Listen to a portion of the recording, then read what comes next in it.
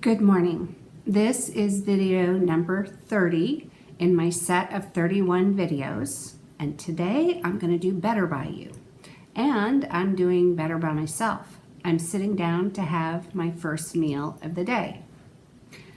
So you can see that on the screen. I'm having a carb-fueled meal that is considered a TrimHealthyMama e-meal. Now, granted, I'm going over their 45 gram limit of carbs per meal, but that's my personal choice, and I am going to be testing my glucose after the meal to see what this amount of carbs does to me. Normally, I don't pay any attention to post-meal testing. I just follow pre-meal testing, but out of fairness and for inquiry, I'm going to go ahead and test myself. So I'm having this plate of veggies to start the meal with. That's a Jessie in Chow's Pay principle, the glucose goddess, where she says eat your, have a veggie starter before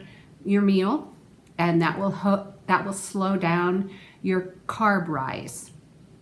And then I'm going to enjoy this honeydew melon, and my shake is an orange creamsicle shake. Now in the thing that I've been doing this week, the free TrimHealthyMama coaching week, to experience that, the menu included an orange creamsicle shake, but I compared it with another version of an orange creamsicle shake. Both of them are e-fuels, fueled with the carbohydrate, the orange in it. I compared that with another recipe that is not copyrighted, and so that I can share it in my video, because I know that it frustrates me when I hear about something and then I can't access it, and I wanted to make whatever I'm sharing, if possible, accessible to you. So the link to this orange creamsicle shake will be in the description box. And the way I changed it up is the almond milk that it called for. I didn't use any almond milk. I used all of the option of the double fermented kefir, because I know that that is just adding more health to my shake. And instead of using the carrots that it calls for in the shake, I want to chew my carrots. So that's why I'm having the carrot sticks. I believe that chewing is an important part of our diet that stimulates the digestive juices. And it also, I know I've read some article about chewing having an effect on our brain, sending signals to our brain that we have eaten.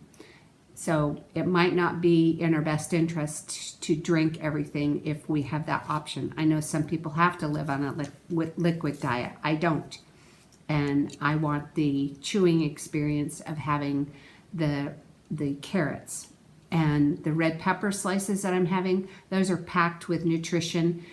Also, back to the carrots. While they do have some natural carbohydrates to them, they're going to be slower carbohydrates because my body has to break down the raw carrot. And it's a raw, organic, unpeeled carrot. I will put information in the description box about why one would want to use a raw, organic, unpeeled carrot and not have a peeled carrot. The peel serves a purpose. And the link also includes information about not using the baby carrots that we find in the grocery store. There's a gut health reason not to use those. So I encourage you to look in the description box at the links, at the information and links that I've provided, so that you can learn about that topic. Oh, the other thing I did was, instead of using half a scoop of whey, which I think actually was in the TrimHealthyMama official recipe, I used a whole scoop of whey powder, and I used a scoop of collagen powder. And I used a cup of cottage cheese in this shake.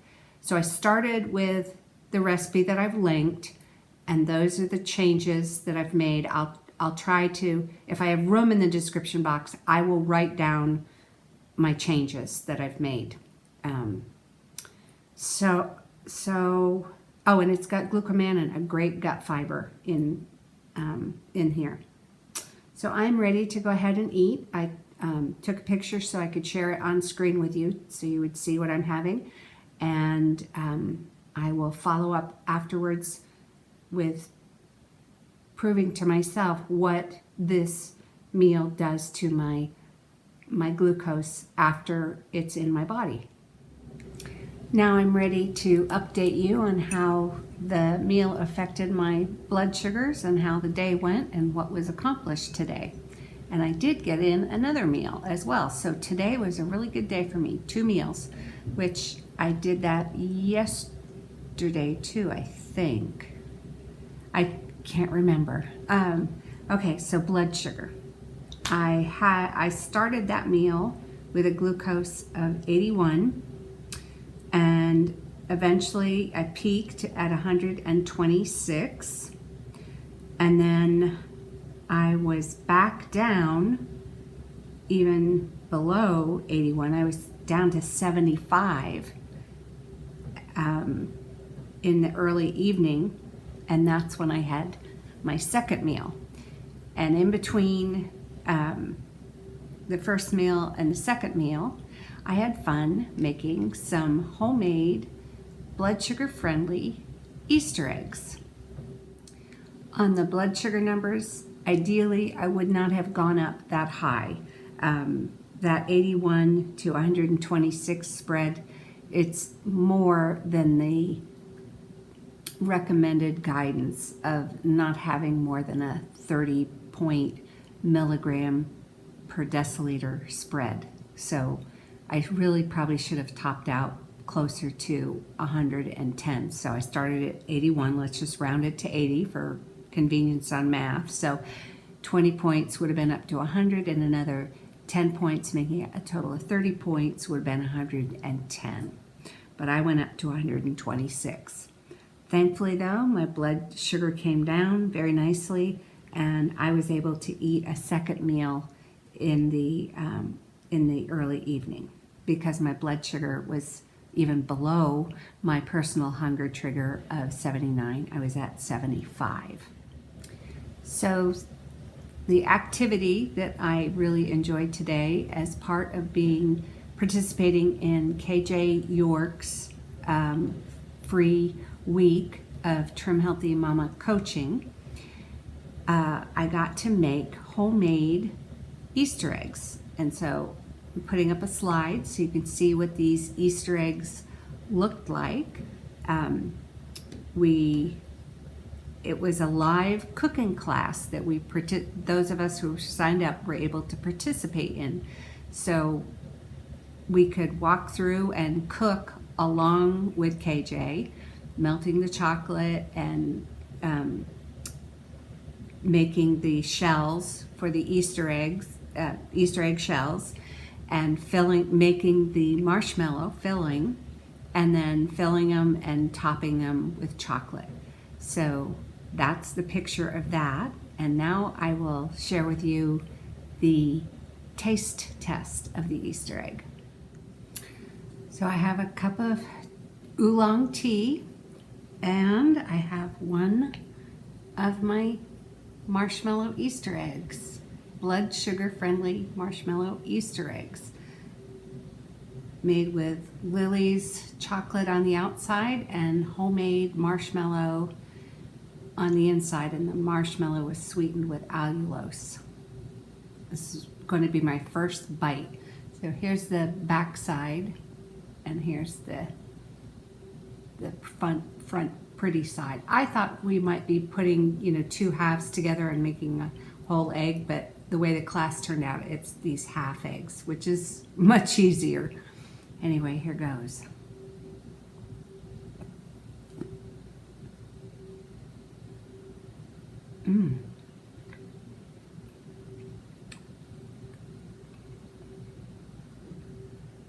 I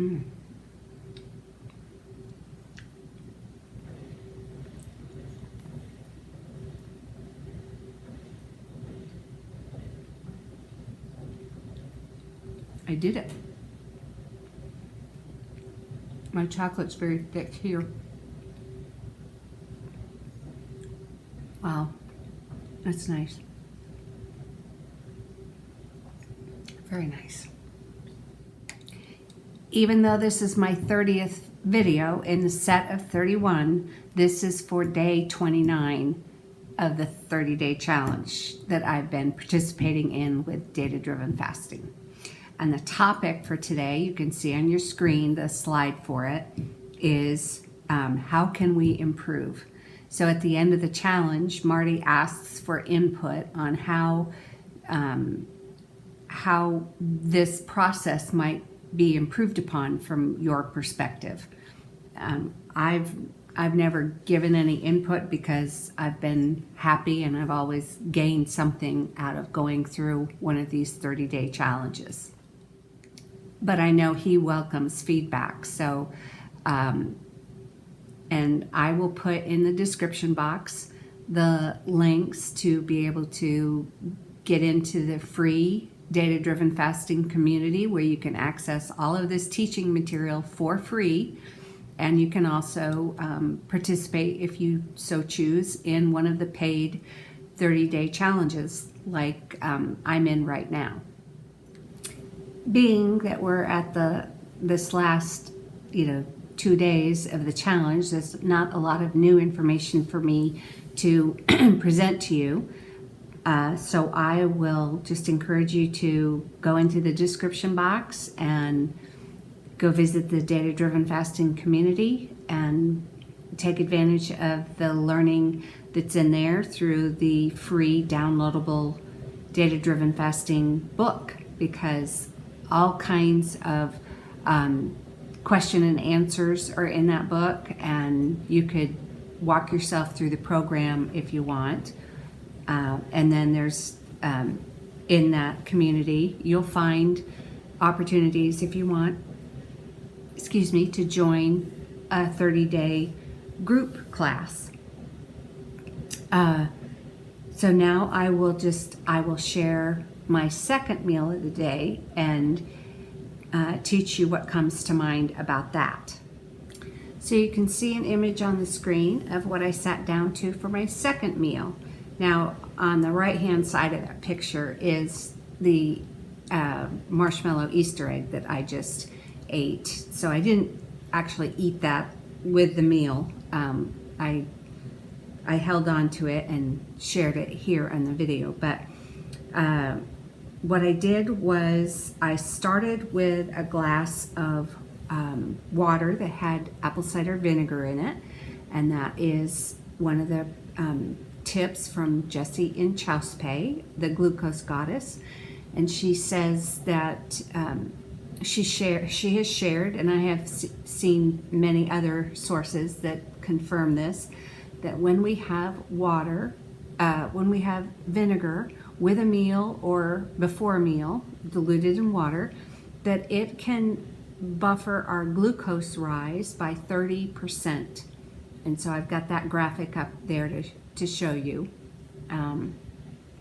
And so that's why I started with the glass of water with vinegar in it, and I sweetened it with some stevia so it wasn't quite so sour tasting. And now my meal picture is back up. And the next thing I did was I ate all of those cut up vegetables.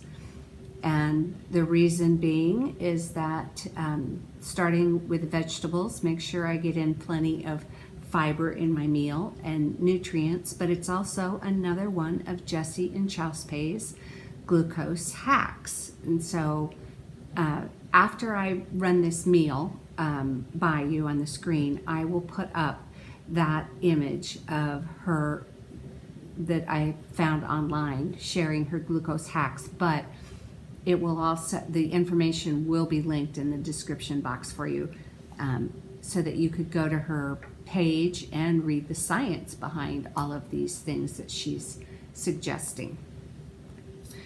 The next thing I did was, there's a square of salmon pate sitting there, and that was some of my protein in the meal. But at the top of the plate, there are 2 round pieces of bread that I made in muffin top pans. The bread is a recipe called Wonderful White Blender Bread. It's a TrimHealthyMama recipe, so I can't link you to it. It's a copyrighted recipe. But instead of baking that bread as a loaf, I bake it in the muffin top pans so that I can use it as buns. And that's what I did with this meal. One of the rounds, I split both of the rounds in half, because each bun is thick enough to serve, if it's sliced in half, to serve as 2 sides of a sandwich bun. So I sliced one of the buns in half, and I put some of that salmon pate right into the bun and just kind of ate it down like it was a pate sandwich or something. The Wonderful White Blender Bread, that is also a high protein food, because part of the baking mix of it is for the recipe for Wonderful White Blender Bread uses whey protein powder. So I had basically a pate sandwich. And then in the 2 custard cups that are kind of at 12 o'clock at the top of the plate, the top one is some of the leftover marshmallow fluff that I made today, used it in the Easter eggs. But as I was talking with some of the ladies in this coaching group that I got assigned to, we're using Marco Polo to communicate. Someone said, oh, it'd be neat to use that marshmallow fluff as in a peanut butter marshmallow fluff sandwich. And my brain went, fluffernutter. A sandwich I was aware of as a kid. Not that I ate it. I didn't like peanut butter and jelly, and I didn't like fluffernutters, but as an adult, it sounded good to me. And that's actually what prompted me to make the Wonderful White Blender Bread today, was so I could use it as part of my bread in this fluffernutter sandwich. The Wonderful White Blender Bread is a low carb, low fat bread. So the second round that's sitting there, I also sliced it in half, and I spread it with that marshmallow fluff. And then the other custard cup that is there is a peanut butter mix. I used peanut flour to put together a peanut butter alternative, so I didn't have all of the peanut oil fat in there, and that's more protein available to me.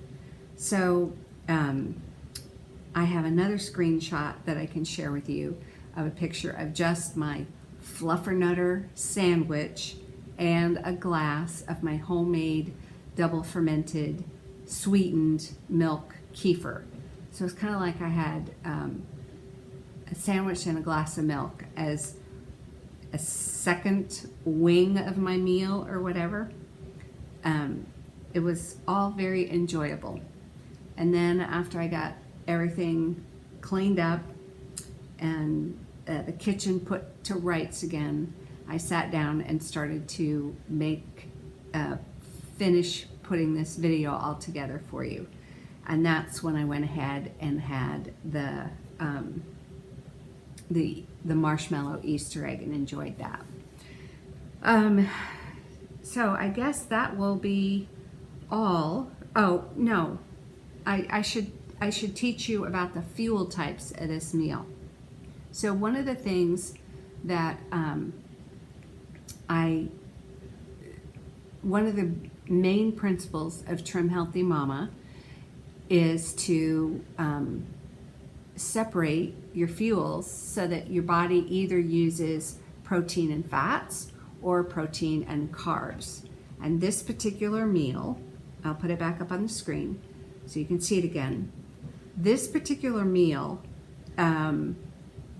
was actually on the low fat and low carb side of things.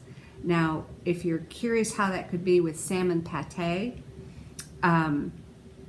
when I made the salmon pate, even though the recipe called for some cream cheese in it, and I can't remember what else, I didn't have those ingredients. And so I figured out that I could substitute. I had some organic sprouted tofu. So the tofu obviously is made with soybeans. The soybeans had been sprouted. It was organic. It was a product I found at Trader Joe's, and I'd had it in the fridge, and I figured it would be a good substitute for the cream cheese, which would have had fats in it. And so there again, there's more protein stuffed into my salmon pate. And I used some gelatin in the salmon pate when I made it, because I wanted, when I made it, it was very, to me it struck me as very watery and runny. And so I then softened some gelatin and added that into the mixture, and then spread it out into a serving dish, and it's set up very nicely. So there's parsley sitting on the top of it. The pate, even though it was salmon, it's not heavily loaded down with fats. Even though the peanut butter would normally be heavy in fats, that's not, because I used peanut flour to make it. There's absolutely no fat in the marshmallow fluff. The wonderful white blender bread doesn't have many sources for fat. I sprinkled it with sesame seeds, but that's negligible.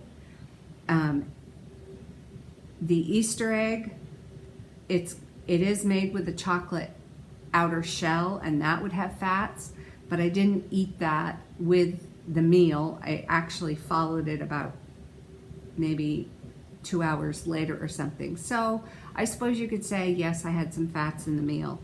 Oh, and the kefir. The kefir was made with a non-fat milk. So the fuel of fats in general was pretty low in this meal.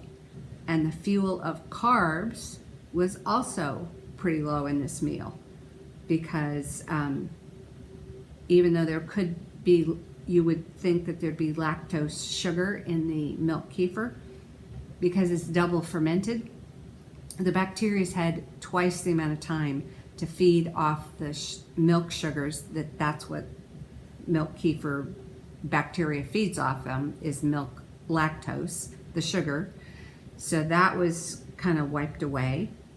There's not a bunch of carbs in the bread because of the ingredients that are used to make it. So my meal was pretty light on any substantial fuel source. And that principle also is something that is taught in data-driven fasting. Marty has plenty of articles that talk about